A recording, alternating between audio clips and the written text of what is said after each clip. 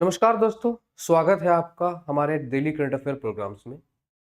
जो हमने आपको फॉर्मेट बताया था कि हमारे डेली करंट अफेयर प्रोग्राम का फॉर्मेट इस तरह से होगा, जिसमें हम स्टार्टिंग में डेली करंट अफेयर्स के जितने भी न्यूज़ में आए हुए जितने भी टॉपिक्स होंगे या फिर ऐसे इवेंट्स होंगे, प्रोग्राम्स होंगे, उनको एक एमसीक्यूज़ के पैटर्न में उसको सॉल्व करेंगे। तो करंट अफेयर के बेस पे क्वेश्चंस भी सॉल्व हो जाएँगे, कंसेप्ट भी क्लियर हो जाएँगे और हमें पता भी चल जाएगा कि करंट में क्या-क्या चीज़ न्यूज़ में है, क्या-क्या इवेंट्स हो रहे हैं, क्या-क्या प्रोग्राम्स हो रहे हैं।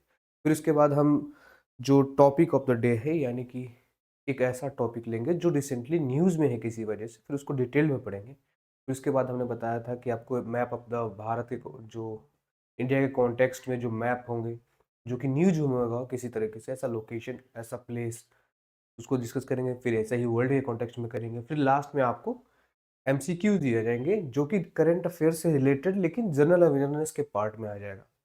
तो उसी पैटर्न को फॉलो करते हैं। चलिए स्टार्ट करते हैं डेली करंट अफेयर प्रोग्राम्स को, जिसमें स्टार्टिंग में हम पहले करंट अफेयर के बेस्ड पे जो क्वेश्चंस हैं, उसको एक बार कवर करते हैं, इसको सॉल्व करते हैं।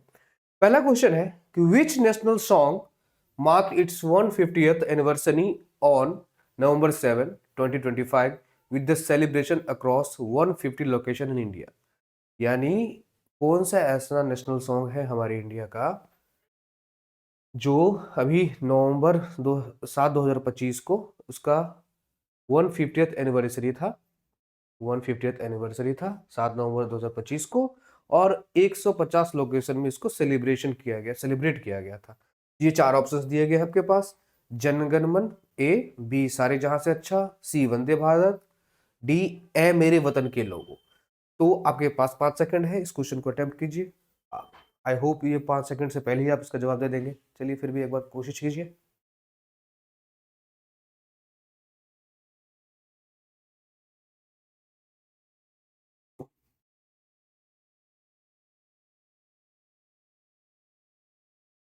तो इसका आंसर आपने दिया ही होगा, आई होप। इसका आंसर क्या है? वंदे मातरम। पहले एक बार देख लीजिए कि ये चारों ऑप्शंस में जो 7 नवंबर 2025 के कॉन्टेक्स्ट में दिया गया उसको देख ले। जनगण मन, ये आपको पता है हमारा नेशनल सॉन्ग है। किसने गाया था, यानी किसने दिया था ये हमें? रविन्द्रनाथ टैगोर ने।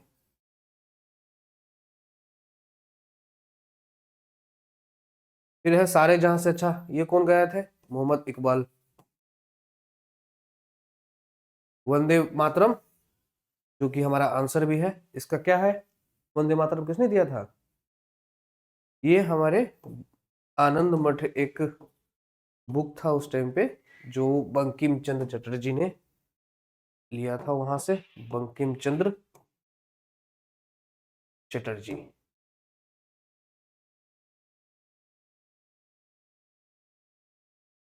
और ऐ मेरे वतन के लोगों, तो ये तो गाना था जो लता मंगेशकर जी ने गाया था और ये बहुत फेमस गाना हुआ था उस टाइम का। तो ये था हमारा आंसर सी, वंदे मातरम। जो 150 ने जो 150 प्लेसेस में हमारे देश में सेलिब्रेट किया गया, क्योंकि वो इस नेशनल सॉन्ग का, वंदे मातरम का 150वीं वर्षगांठ थी। अगला क्वेश्चन देखिए, लिखा है कि which date on which date India observes the birth anniversary of Deshbandhu Chitranjan दास इन 2025। यानी दिसंबर जो सॉरी चितरंजन दास जी है, उनका एनिवर्सरी मनाएगा 2025 में। तो एक्चुअली में आपको डेट बताना है कि उनकी एनिवर्सरी, बर्थ एनिवर्सरी कब मनाई जाती है, उनका डेट ऑफ बर्थ, मतलब बर्थ क्या है, डेट ऑफ बर्थ वो बताना है। तो चार ऑप्शन दिए गए हैं। पहला है 2 नवंबर, दूसरा है 3 नवंबर, सी है 5 नवंबर और डी है 6 नवंबर। आप 5 सेकंड में इसको अटेम्प्ट कीजिए।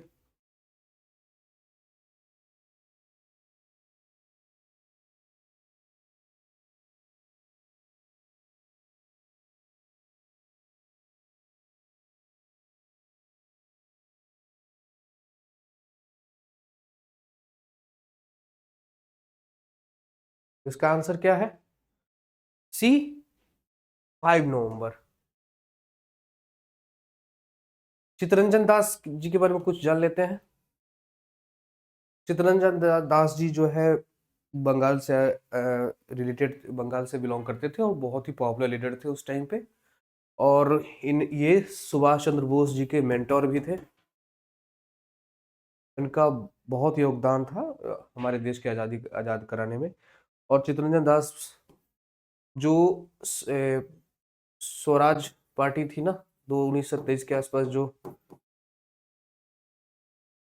चौरी चौरा इंसिडेंट के बाद महात्मा गांधी ने नेशनल कॉपरेशन मूवमेंट वापस ले लिया था, तो उस टाइम पे उनसे नाखुश होके कुछ लोगों ने, इंडियन नेशनल कांग्रेस के जो इंपॉर्टेंट लीडर ने वहां पे आके अलग से पार्टी बनाई थी, स्वराज पार्टी। तो उसमें एक इंपॉर्टेंट लीडर चित्तरंजन दास जी थे, प्रेसिडेंट ही थे, और उनके सेक्रेटरी थे मोतीलाल नेहरू। तो चित्तरंजन दास जी एक इंपॉर्टेंट प्रोमिनेंट लीडर थे उस टाइम पे।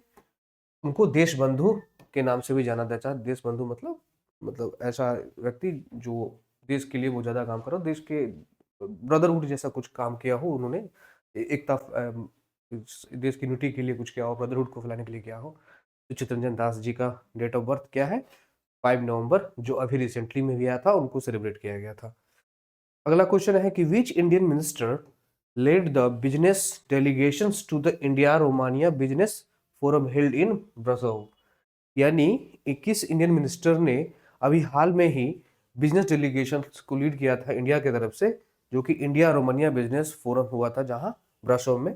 तो कौन से ऐसे लीडर है, जो मिनिस्टर है? ऑप्शंस दिए गए हैं, उनका नाम बताना है आपको। ए जितिन प्रसादा, बी अश्वनी वैष्णव, सी हरदीप सिंह पुरी, डी पीयूष गोयल। आप 5 सेकंड में इसका आंसर एक बार गेस कीजिए।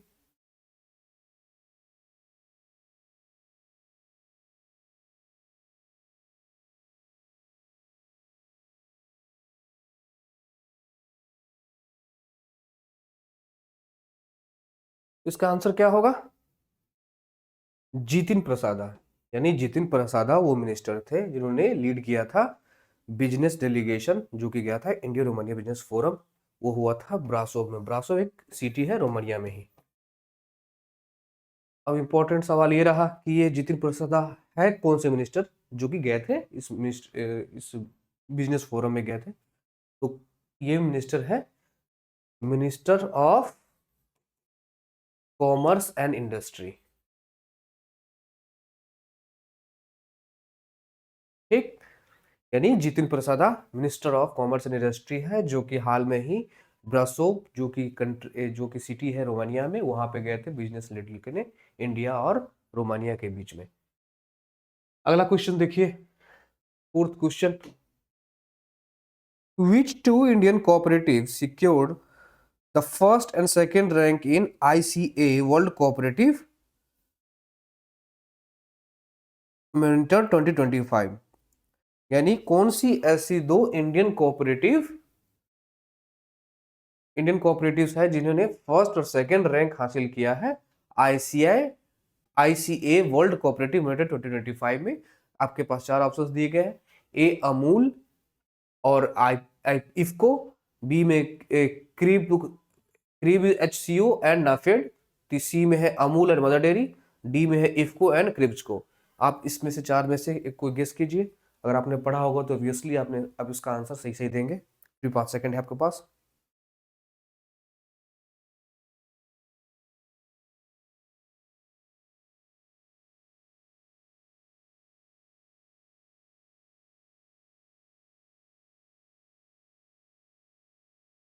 चलिए, इसका आंसर आपने दिया ही होगा, आई होप। इसका आंसर है अमूल एंड इफको। यानी ये दो ऐसी कोऑपरेटिव कंपनी हैं जिन्हें फर्स्ट और सेकेंड रैंक दिया गया है आईसीए वर्ल्ड कोऑपरेटिव मॉनिटर 2025 में।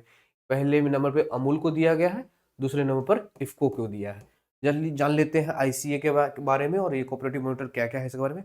आईसीए, जैसे आपने कोऑपरेटिव सोसाइटीज को इंडिया के कॉन्टेक्स्ट में समझा होगा कि कोऑपरेटिव सोसाइटी जो सरकार और जो आपस में ही, जो प्राइवेट एंटिटी होती है वो आपस में ही लोगों की सहायता से या फिर ऐसा कोऑपरेशन लेके, और जिसमें सरकार की भी भूमिका हो, तो कोऑपरेटिव सोसाइटी मिलजुल के अपने काम को आगे बढ़ाती है, और इससे लोगों में एम्प्लॉयमेंट और जो प्रोडक्टिविटी है बहुत तेजी से होती है। तो उस कॉन्टेक्स्ट में जो वर्ल्ड के लेवल में ऐसा ही एक एसोसिएशन है जो इन सब चीज़ों को मॉनिटर करती है, देखती है कैसे कोऑपरेशन चल रही है। तो आईसीए क्या है?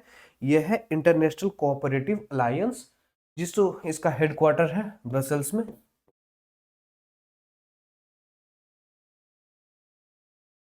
तो हाल ही में जो 2025 का जो वर्ल्ड कोऑपरेटिव मॉनिटर हुआ, तो उस ब्रसल्स में इसके हेडक्वार्टर है आईसीए की, वहां पे अमूल और इफ्को को फर्स्ट और सेकंड रैंक दिया गया है। और जो वर्ल्ड कोऑपरेटिव मॉनिटर है वह एनुअल रिसर्च रिपोर्ट तैयार करती है, एनुअली एक रिपोर्ट तैयार करती है, रिसर्च तैयार करती है, जिसमें देखती है कि कौन सी ऐसी इंटरनेशनल कोऑपरेटिव अलायंस है जो अच्छे तरीके से काम कर रही है, इतने अच्छे प्रोडक्टिविटी दे रही है। उसके बेसिस पे यह मॉनिटर तैयार होता है, वर्ल्ड कोऑपरेटिव मॉनिटर। फिर उसके जो first rank second rank holders है, तो उसी की तरह से उनको रैंक दिया जाता है। तो इस बार फर्स्ट रैंक अमूल को और सेकंड रैंक इंडिया इफ्को को मिला है। आप कमेंट सेक्शन में इफ्को का फॉर्म बताइएगा। और जो अच्छा ये इफ्को है उसका फुल फॉर्म आपको बताना है कमेंट सेक्शन में। और अमूल का भी पूरा नाम है, यानी ये पूरा कॉपरेशन सोसाइटी का एक प्रॉपर नाम है, फिर उसको एक अलग से नाम दिया गया अमूल। आप उसको भी आंसर बताइएगा क्या है, फिर अगली वीडियो में तो मैं बताऊंगा ही बताऊंगा। चलिए अगला क्वेश्चन देखिए। फिफ्थ क्वेश्चन है कि which country became the first in the world to implement generational smoking ban effective from November 2025। यानी इस इनमें से चार में से कौन सी ऐसी कंट्री है पूरे वर्ल्ड में, पहली कोई ऐसी कंट्री है जो जनरेशनल स्मोकिंग को बैन कर रही है, जो कि नवंबर 2025 से। जनरेशनल ये कहा जनरेशनल स्मोकिंग का मतलब होता है कि एक पीरियोडिकली नाम बता दिया कि इस एज के बच्चे को, यानी इस ईयर में बाद जो बच्चे पैदा हुए हो, बच्चा पैदा हुआ होगा, वो ना तो खरीद सकता है ना बेच सकता है। तो जनरेशन मतलब उस इपॉक में, उस टाइम पे जो जो व्यक्ति हैं, जो बच्चे पैदा हुए हैं, उसके बाद वाले जो मान लीजिए एक सर्टेन डेट को लेकर, इस अगर इसमें इस डेट की बात करें तो 1 जनवरी 2007 के बाद जो भी पैदा हुआ है उसे ना तो स्मोकिंग की चीजें खरीद सकता है, ना ही चीजें बेच सकता है, यानी टोटली स्मोकिंग बैन है। जनरेशनल का मतलब यही हुआ, या इस कॉन्टेक्स्ट में कि 1 जनवरी 2007 के बाद जो भी बच्चे पैदा हुए हैं उसको स्मोकिंग इफेक्टिवली बैन है नवंबर 2025 से। तो इस चार कंट्री का नाम दिया गया है, पहले ए न्यूजीलैंड, कनाडा, ऑस्ट्रेलिया और मालदीव्स। इन चारों में से आप गेस कीजिए कौन सी कंट्री है। आपने करंट अफेयर में पढ़ा होगा तो ऑब्वियसली इसका आंसर आप करेक्ट देंगे। 5 सेकंड है आपके पास, जल्दी से गेस कीजिए।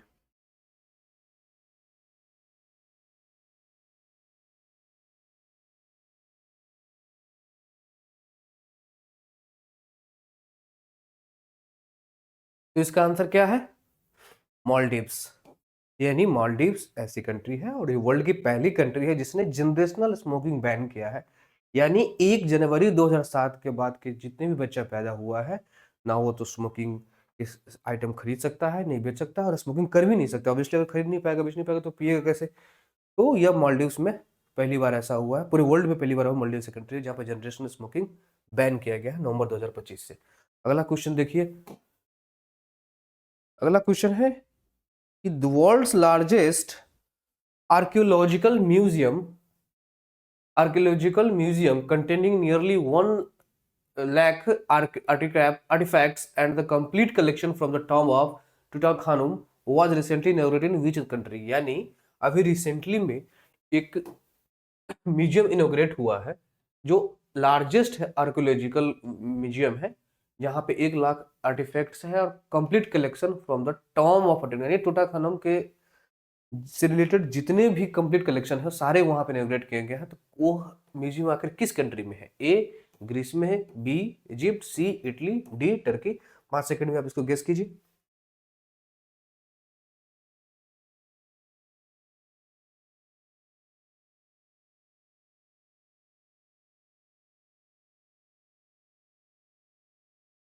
चलिए मुझे लग रहा है कि आप जब भी ये करेंगे कि टॉम ऑफ टूटा खानों का नाम सुने होंगे तो ऑब्वियसली आपके दिमाग में पता चलिएगा होगा आंसर कि यह इजिप्ट में होगा, क्योंकि यह टूटा खानों जो टॉम है, जो एम्पायर था रिलेटेड था, वह यहीं से इजिप्ट से ही था।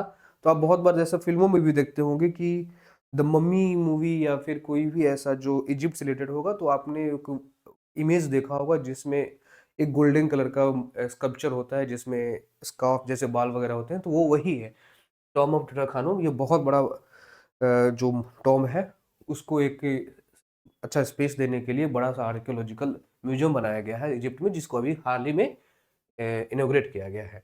अगला क्वेश्चन देखिए, अगला क्वेश्चन है कि what is India's rank in the world justice project WJP rule of law index, यानी इंडिया का रैंक क्या है वर्ल्ड जस्टिस प्रोजेक्ट में, जो कि रूल ऑफ लॉ इंडेक्स उन्होंने निकाला है, यानी वर्ल्ड जस्टिस रिपोर्ट प्रोजेक्ट जो उसने रूल ऑफ लॉ इंडेक्स निकाला, उसमें इंडिया की रैंक कौन सी है?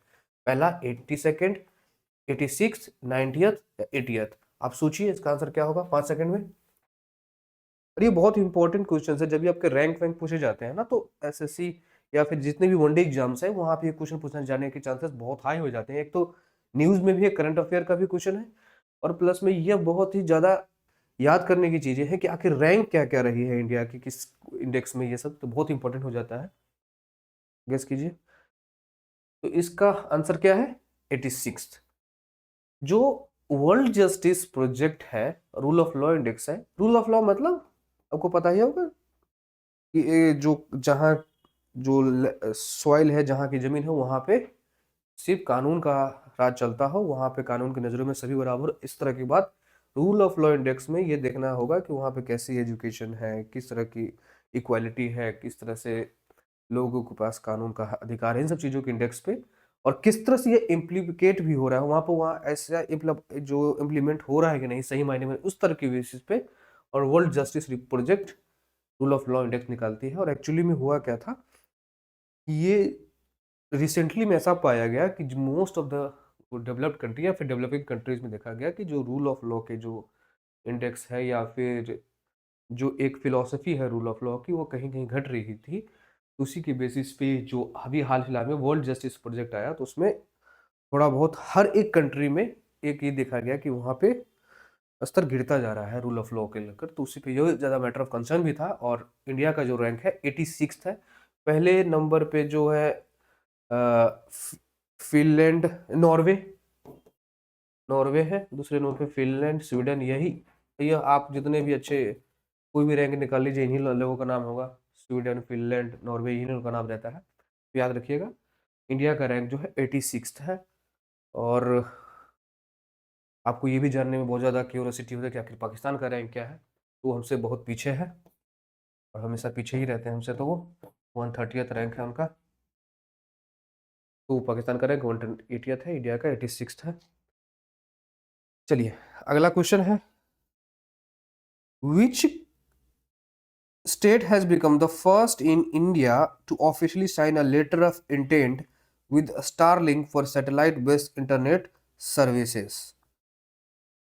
यानी क्वेश्चन को आप समझिए बढ़िया से कि इंडिया का रैंक वर्ल्ड किस स्टेट, जो अभी पहली रिसेंटली में वो पहली स्टेट है इंडिया की जिसने स्टारलिंक के साथ एक लेटर ऑफ इंटेंट साइन किया है, जो कि होगा सैटेलाइट बेस्ड इंटरनेट सर्विसेज के लिए। तो 4 स्टेट कौन कौन से दिए गए हैं? पहला है महाराष्ट्र, बी गुजरात, सी कर्नाटका, डी तेलंगाना। इसका आंसर आप 5 सेकंड में गेस कीजिए, थोड़ा इंटेलिजेंट गेसिंग कीजिएगा इसमें, आप जल्दी जल्दी में मत कीजिएगा, उसको 5 सेकंड में आप सोचिए।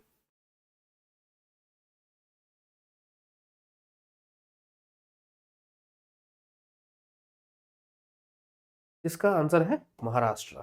आप बहुत सारे लोग इसको गुजरात भी कर रहे होंगे, क्योंकि आप रिसेंटली में ज़्यादातर गुजरात में ही ये सब चीज़ों को देखने को मिल रहा है कि ये प्रोजेक्ट वो प्रोजेक्ट ज़्यादा चल रहा है, तो आप हो सकता है गलती कर देंगे गुजरात, लेकिन यहाँ पे महाराष्ट्र होगा।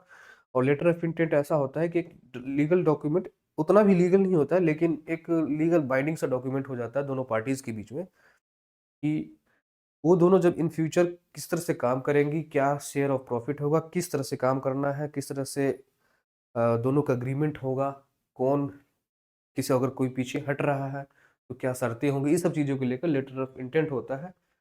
यह उतना बाइंडिंग नहीं होता है, लेकिन इससे भी अगर दोनों कंपनी आपस में एक म्यूचुअल अंडरस्टैंडिंग को लेकर लेटर ऑफ इंटेंट साइन कर रही है, लेकिन जब ये लीगल बाइंडिंग की तरफ बढ़ेंगे तब इनको MOU साइन करेंगे, मेमोरेंडम ऑफ अंडरस्टैंडिंग। तो मेमोरेंडम अंडरस्टैंडिंग ये ज़्यादा पावरफुल होता है, लेटर ऑफ इंटेंट उतना ज़्यादा लीगली बाइंडिंग नहीं होता है। चलिए अगला क्वेश्चन देखिए, 9वां क्वेश्चन है, what is the theme of world tsunami awareness day 2025? 9th question है कि 9 जो सुनामी अवेयरनेस डे 2025 में उसका थीम क्या है, जल्दी से बताइए। A early warning for all, B tsunami ready, और C invest in resilience, D sustainable coastal future. जल्दी से 5 सेकंड में इसका आंसर गेस कीजिए आप।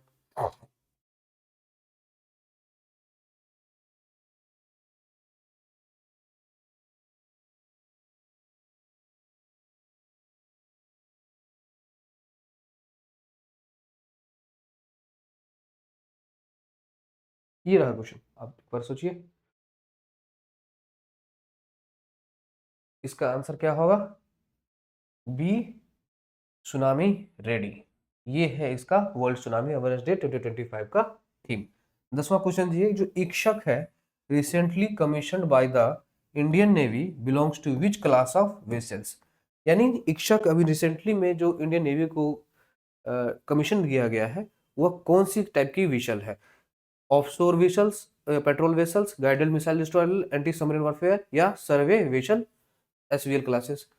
तो एक बार आप उसका गेस कीजिए, हालांकि आंसर आपको यहाँ पे दिख गया होगा, फिर भी एक बार ऑनेस्टली उसको अटेम्प्ट कीजिए। तो इसका आंसर सर्वे वेसल होगा। और सर्वे वेसल मैंने एक स्टार्टिंग के ही वीडियो में एक बार बताया होगा कि सर्वे वेसल ऐसी होती है कि जो ये आर्कोलॉजी, ये सॉरी, ये जितने भी मेरे टाइम से जितने भी ओशन से रिलेटेड, ओशनोग्राफी से रिलेटेड जितने भी वो नेविगेशन से कितनी डेप्थ है, कितना शॉलो है, कितना ट्रैवल किया जा सकता है उस एरिया से, कितना वहाँ पे ट्रैफिक हो, इन सभी चीज़ को जो सर्वे होती है वही सर्वे इसमें होता है, सर्वे वेसल्स लार्ज एसवीएल क्लासेस में, जो कि अभी इक्शक अभी रिसेंटली में इंडिया के पास इंडियन नेवी को मिला है। चलिए अगला कुछ जो टॉपिक है, जो अगले कॉन्सेप्ट पे अगर चले तो हम concept in the news why जो इस सेगमेंट को पढ़ते हैं। तो पहले आज हमारे पास आया है सेगमेंट में माओइज्म। यह वर्ड कोई नया नहीं है आप लोगों के लिए, आई हो।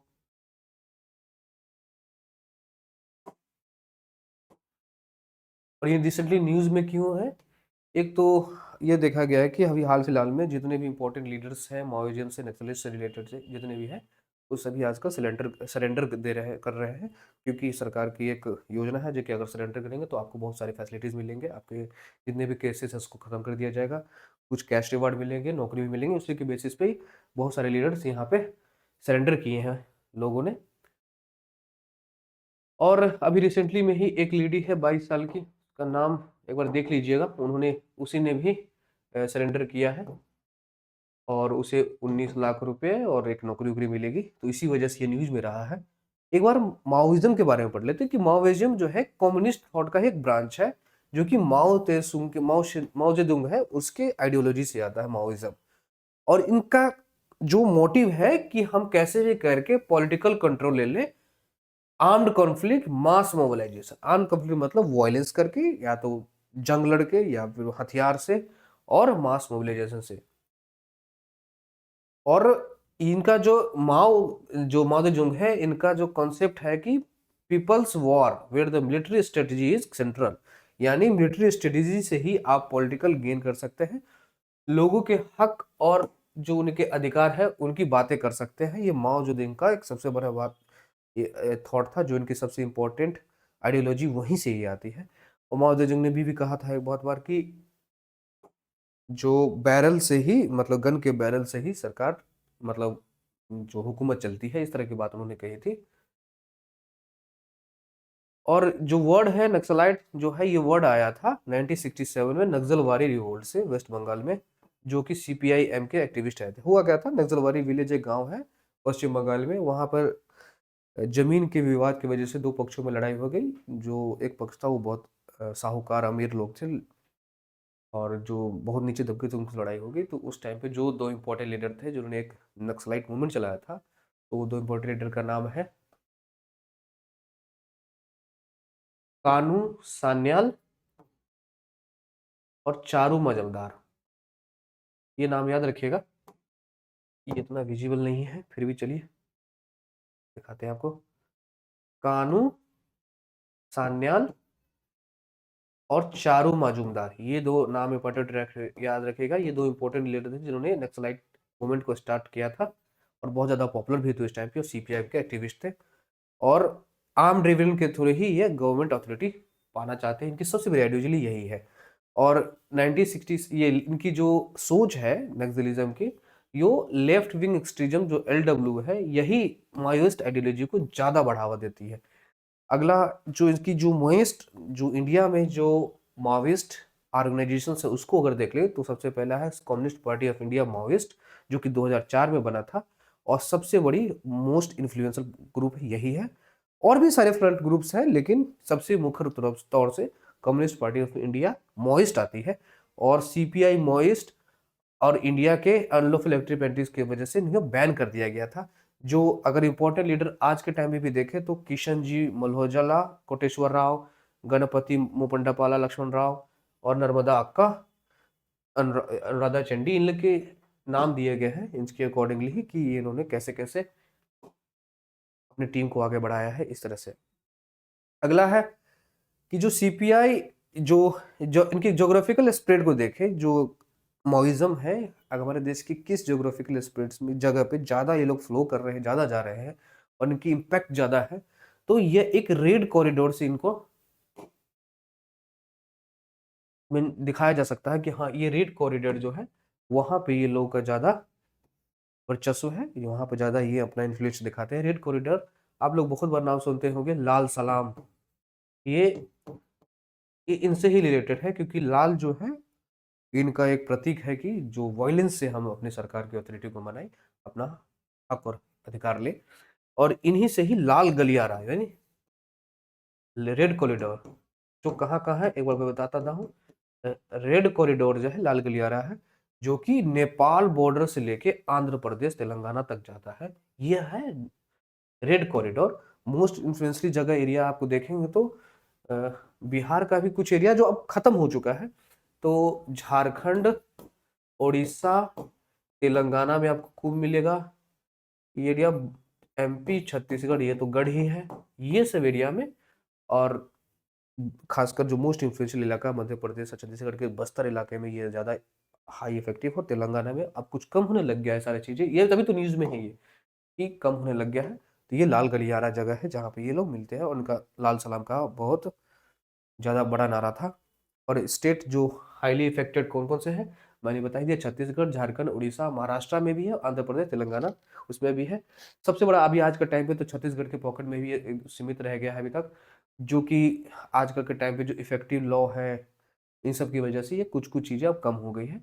2013 से अगर हम एक बार डिक्लाइन की अगर स्ट्रेंथ देख ले कि जो हम देखते भी है कि नक्सलिज्म जो है बहुत तेजी से घटा भी है, तो 2013 से 126 डिस्ट्रिक्ट नक्सल के प्रभाव में थे लेकिन 2025 के बाद बस 18 ही रह गए हैं। 6 डिस्ट्रिक्ट माओइस्ट अफेक्टेड है अभी हाल के फिलहाल में। 2004 से 14 और 2014 से 20 ये बहुत मोस्ट इन्फ्लुएंशियल दौर था जिसमें 50% डिक्लाइन मिला उन लोग के एक्शंस में।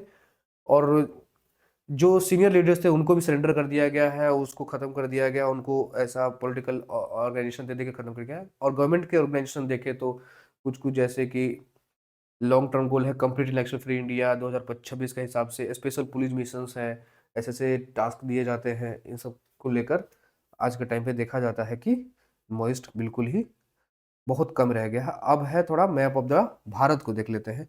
तो आज के न्यूज में मैप ऑफ द भारत कौन सा क्यों है, कौन सा जगह है, शिवालिक हिल्स, सब रेंजेज ऑफ शिवालिक हिल्स। तो शिवालिक हिल्स में एक बार आप गौर से देखेंगे तो इंडिया के कॉन्टेक्स्ट में एक बार आप देखिएगा कि शिवालिक हिल्स का कहाँ है। अगर मैं को समझाने की कोशिश करूं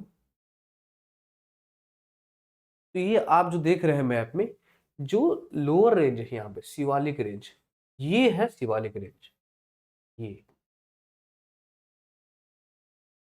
ये है शिवालिक रेंज। जो शिवालिक है ये सबसे सदर्न मोस्ट और यंगेस्ट रेंज है, यानी ये सबसे सदर्न मोस्ट और यंगेस्ट रेंज है। अगर आप कुछ हिमालय जो इंडिया के फॉर्मेशन हिमालय को अगर देखेंगे तो कुछ इस तरीके से आप इस तरह के, अभी इस मैप को भूल जाइए, मैं एक तो एक ऐसे जनरल तौर पे बताता हूँ। सबसे ऊपर में है ट्रांस हिमालय, फिर अगर आप क्लासिफिकेशन में देखें तो कैसे कैसे है, फिर आता है यहाँ पे ITCSZ Indian Tsangpo suture zone trans Himalaya. और फिर है यहाँ पे ग्रेटर ग्रेटर हिमालयस, यानी ट्रांस हिमालय और ग्रेटर हिमालय के बीच में है इंडियन सांगपो सूचर जोन। और फिर ग्रेटर हिमालय और लेसर हिमालय यानी लोअर हिमालय जो है जो कि शिवालिक जो लेसर हिमालय है उसके बीच में आता है, लेसर हिमालय के बीच में आता है MCT मेन कॉन्टिनेंटल थ्रस्ट। फिर लेसर हिमालय और जो शिवालिक रेंज जो लोअर हिमालय है बिल्कुल इस शिवालिक रेंज इसके बीच में आता है MBT यानी मेन बाउंड्री थ्रस्ट। तो ये है हमारे हिमालय का फॉर्मेशन और हम पढ़ रहे हैं यहाँ पे शिवालिक जो कि सदर्न मोस्ट है और यंगेस्ट है। अब हिमालय के आप सभी रेंजेस को समझ गए। आपको ये जानना जरूरी है कि इंडिया ट्रांस हिमालय और ग्रेटर हिमालय के बीच में जो जोन है उसका नाम क्या है, इंडो सैंक्पो सेचुर जोन, सूचर जोन। फिर ग्रेटर हिमालय लेसर हिमालय के बीच मेन कॉन्टिनेंटल थ्रस्ट है और लेसर हिमालय और शिवालिक रेंज के बीच में मेन बाउंड्री थ्रस्ट है। ये बहुत इंपॉर्टेंट है जानने के लिए, आगे आएगा भी ये। और एक बार फिर से शिवालिक से कुछ कुछ इंफॉर्मेशन जान ले तो ये 2400 किलोमीटर का है जो पेटवार प्लेट्यू पाकिस्तान से ब्रह्मपुत्र वैली अरुणाचल प्रदेश के ये तक और मिसमी हिल्स तक पहुंच जाता है, ये मिसमी हिल्स। ठीक। और इलेवेशंस है जो कि 600 से 1500 मीटर इसकी ऊंचाई होती है, नैरो फुट हिल बेल्ट बनाती है। और इंडो गंगे प्लान जो है यहाँ पे इस हिमालय में आपको देखने को मिलेगा। ये देखिए यहीं पे भी देख रहे हैं जो इंडो गंगेटिक प्लेन जो इसकी वजह से बन रहा है। जैसे आप जो शिवालिक नाम भी है ना थोड़ा थोड़ा इस तरह से है, इसका ओरिजिन अगर देखें तो शिवा जो लॉर्ड शिवा है उसके नाम से है। और शिवा जो हरिद्वार में जो जगह है जो शिव जी के ही मतलब मेन आइडल वहीं पे है तो उन्हीं के नाम से कहीं दिया गया है। तो नेम ऑफ ओरिजिन कुछ इस तरह से है शिवालिक का। अगला देखिए कि कैसे शिवालिक के और भी कुछ कुछ इंपॉर्टेंट है। जैसे शिवालिक जो है is scientifically preferred spelling use in geological studies, इससे सिर्फ जियोलॉजिकल स्टडीज में के लिए है। और इसका नाम जब देखेंगे तो लॉर्ड शिवा से ही है जो हमने बताया अभी आपको। जो वर्ड शिवालिक है उसका मीनिंग होता है ट्रेसेस ऑफ शिवा, मतलब उसके शिवा के ट्रेसेस, जो कि हरिद्वार रीजन उत्तराखंड में है। और यह टर्शरी पीरियड में फॉर्म हुआ था मेनली अपर मिकोकिन एंड पिकोलोकिन अपोक्स में। जो अपोक्स होता है ना एक दौर होता है जो एक इतना बड़ा सा एक लंबा सा पीरियड होता है उसके बीच में जो बनेगा तो अपर मिकोकिन और पिलोकिन अपोक्स बन के तैयार रहेगा।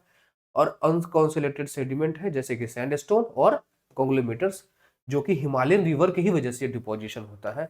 और ये जो रीजन है जनरली फ्रजाइल है यानी कि थोड़ा जल्दी से टूट जाने वाला, मतलब बहुत ही कमजोर इसकी जो सॉइल कंटिन्यूटी उससे खराब होती है, मतलब इतना खराब हो जाता है। इसकी वजह से इरोजन भी आपको देखने को मिलेगा और लैंडस्लाइड्स भी यहीं पे आपको मिलेगा ज्यादातर।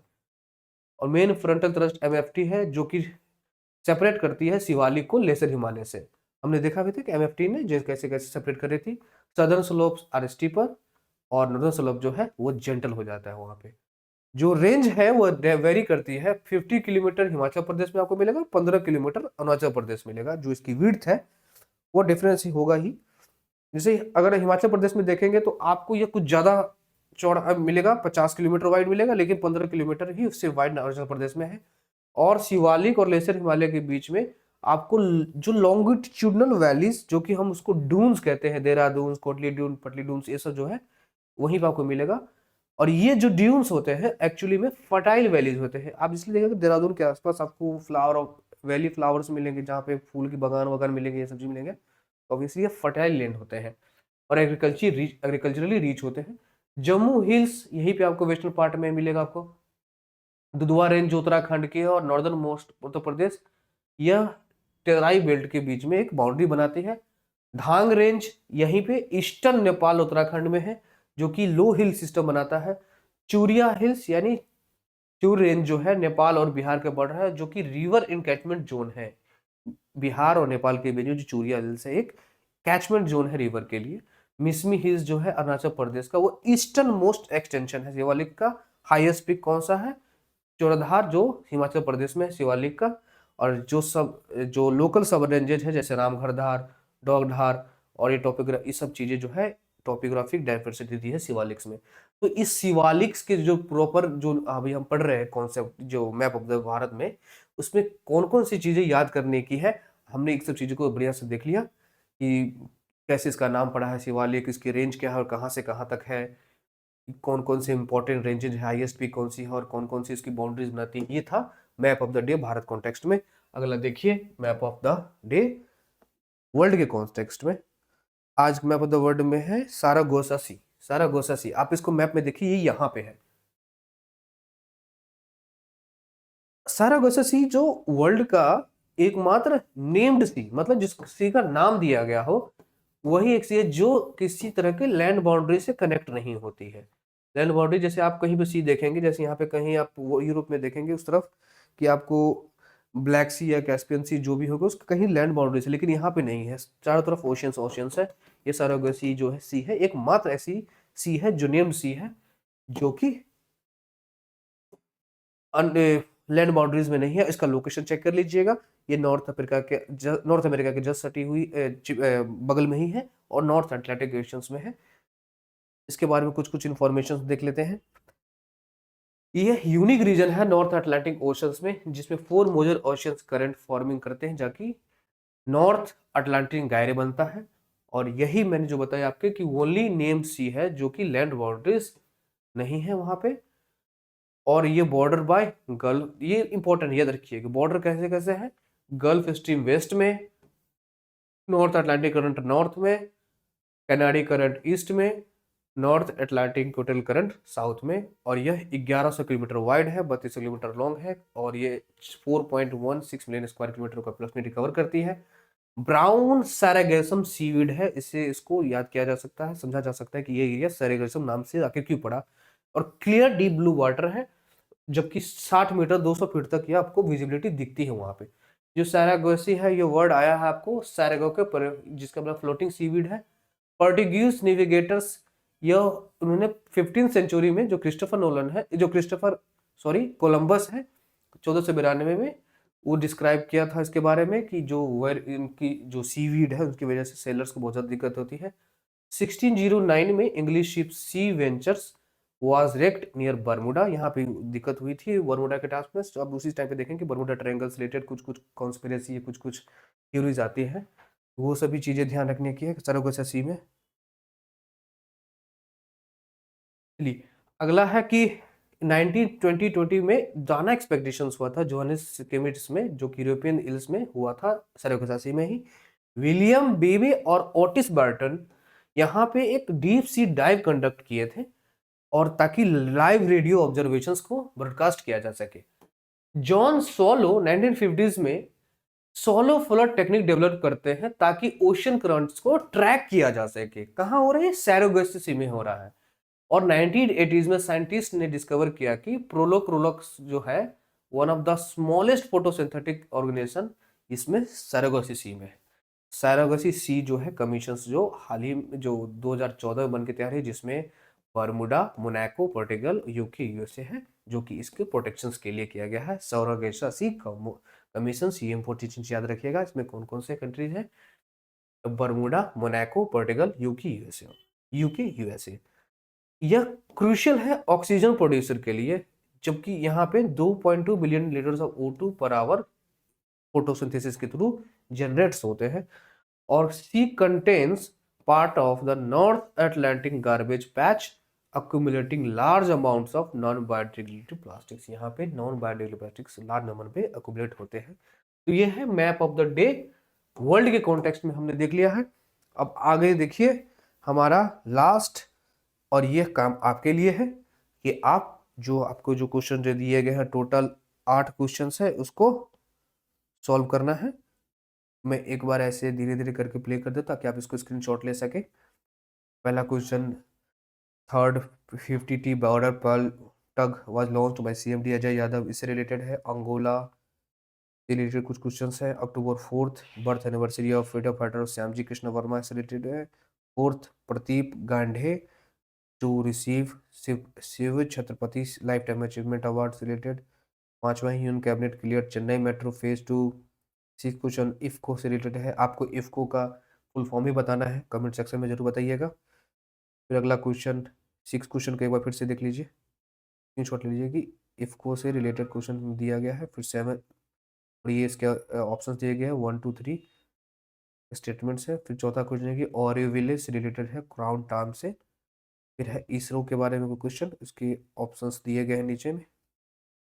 और ये रहा टोटल 8 क्वेश्चन। आई होप आपने स्क्रीनशॉट ले लिया होगा, आप इसको सॉल्व कीजिएगा, कमेंट कीजिएगा आंसर सेक्शंस को में। अगले वीडियो में हम यहीं से स्टार्ट करेंगे, जहाँ पे आपको एक प्रॉपर इसका आंसर बता देंगे। इससे होगा क्या, जो आपने करंट अफेयर में जितनी चीज़ें पढ़ी है ना, उसी के बेसिस में जनरल अवेयरनेस में जो क्वेश्चन किसी टॉपिक से रिलेटेड होगा, उससे रिलेट करके आपको दोनों तरफ से फ़ायदा मिल जाएगा। करंट अफेयर भी पढ़ लिया आपने और जनरल अवेयरनेस भी पढ़ लिया। तो इस तरीके से दोनों चीज़ की तैयारी हो जाएगी। तो आज का डेली करंट अफेयर प्रोग्राम में यही सब चीज़ें थी। Thank you very much. मिलते हैं अगले वीडियो में फिर एक इंटरेस्टिंग वे में पढ़ने का डेली करंट अफेयर प्रोग्राम का। ठीक है? Okay bye. Thank you very much.